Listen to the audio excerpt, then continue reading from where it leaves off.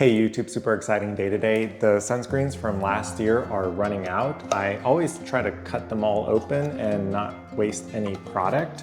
So it is time to buy new ones. I'm a little bit nervous with the American one because they've all been oily and heavy, but always excited for Korean and Japanese.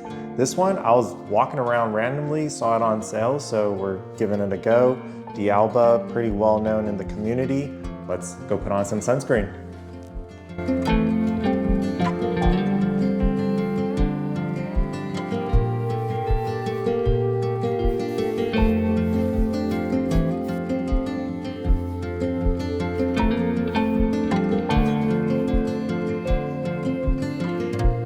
Here's a closer look, EltaMD UV Skin Recovery SPF 50 Zinc Oxide.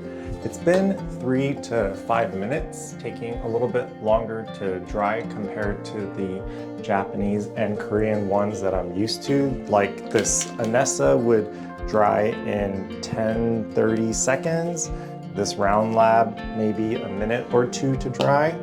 But the EltaMD is looking pretty good, quite neutral, not too shiny and not too matte. Definitely the lighter American sunscreen that I've used. So if I had to pick an American sunscreen, I would pick this one, but still heavier than all the Korean and Japanese ones I've tried. We'll use one of those tomorrow.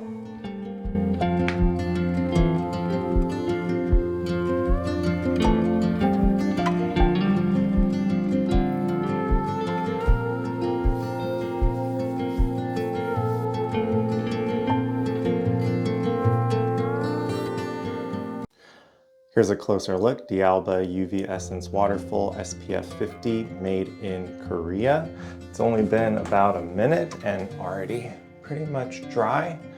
It is also neutral looking, not too shiny, not too matte, but I would say this one is a little bit more matte compared to EltaMD, but that could just be because this is a lighter feeling sunscreen. The drying time is similar to these Korean ones, takes about a minute, but the Anessa is still the fastest. This one will dry in a few seconds, even starts to dry when I'm applying it. The feel is lighter and less oily than all the American sunscreens, so I always prefer the Korean and Japanese ones over it. Tomorrow we will use that one.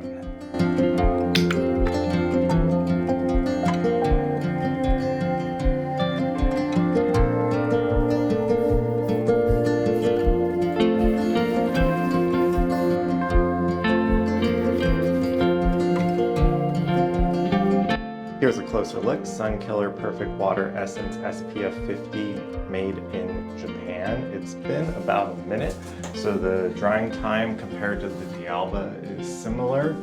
Pretty neutral, not too shiny, not too matte.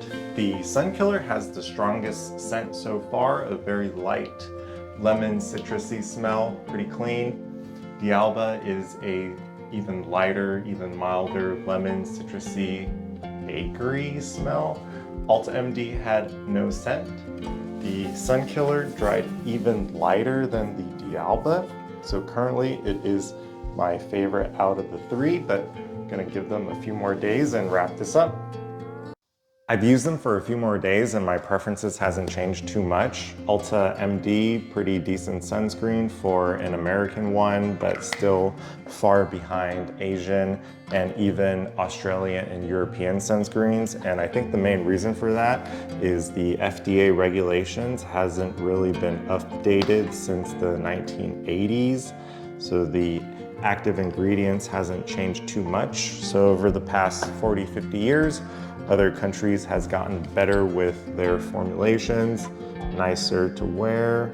I'm gonna try to do a quick comparison on the arm here. I don't know how this is gonna show up on the camera, but we'll see what happens when I try to apply all of them at the same time. I can already feel the D'Alba incorporating quicker, similar to the Sunkiller, but the EltaMD oilier, heavier, and these feel pretty similar.